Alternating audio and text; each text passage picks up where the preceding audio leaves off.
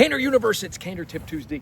Today, cane handling tips for self-protection. Hey, before we do that, a warm welcome to all. If you're here for the first time, go ahead, before you forget, hit that subscribe button and the little bell icon so you don't miss any future content. Avail yourself of the free resources. The most important one in 2025 is still that no-cost cane clarity call. Text the letter CCC to the number on the screen. In less than 24 hours, we will be on a phone call answering all your questions as it pertains to the cane culture regarding canes. Most important is cane training. That's the real equalizer. And avail yourself. You have other Facebook groups that are open to the general public. Just read the description, request entry. They will let you right in. When you see all this, this is a fun and popular topic these days in ACSD, and we tell you, hey, behind that there is application. Let's just take something that looks this way, and that movement in and of itself right there. You're coming in here, you're coming off, and then coming in and striking. See that? Again, it's what we call a figure 8 strike, turn. And what does that translate into? Okay, and I'll let you see it one more time, because otherwise seeing you have two hands on the cane, right? Maybe not. Maybe you were handling here, you struck, you came back, now you have two canes SV style. You went in here, you're moving, there's a strike, you come right over, you're moving in. What does that translate into? So check this out. Vanessa's gonna help me out with this. This has to do with two hands. Any time that you're seeing the cane moving in through here, to the center, it's what we call a partitioning. You're partitioning through a guard. So she's coming in here. Oh, look at how it sneaks right in. You're pulling yourself out of the way. Look how the hand just goes ahead and just nullifies this. And then there's a strike here. The second part, so don't move from there. So this is where you have this movement. You're moving out. There's a choking up. You're striking. Two hands coming in now, short, right? So that movement is here. What is it showing you here? If there's a strike or anything that's coming in, that's how you're moving in to get to the center line. It can also be against a tool that's coming in straight in.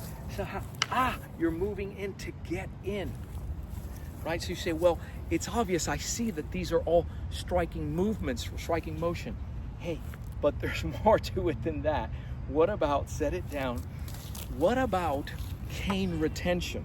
Or you're caught somehow where there's two hands on the tool, and then once you do that, what was the movement? Release it for a second. You recall the movement is here, and then there is a strike moving in. The strike can be held from here, or you can support over at the horn. But that follow-up movement now, if you ever get caught here, it's a small movement. Look at my hand right over hers. There's a locking up, sorry about that, and that's your disengagement. So you're looking at it and you're saying, man, there's a lot of showing off and things that are, and the thing about it is that it's tied into something that looks like this, you know, or this kind of movement. Here we go. Did you catch it? It's in that last third. You say, Joe, well, what about everything that happens before? In ACSD CaneFlow, one of two things. A direct application for self-protection, or it's kinesthetic training for that, where it's also showing you the empty hand. So everything that I'm doing here, right, that partitioning, see that's a strike. Look at the striking here. Look at the follow-up movement, right? That's what you did with your cane. Can't see it? Look at it. Look at it. Here it is. Partitioning. There was the strike. See it? Goes right through with the horn, pulling in. Boom. Now, look at it here. Look at it now, right? So there's your partitioning, there's your striking. Here's how you nullify that.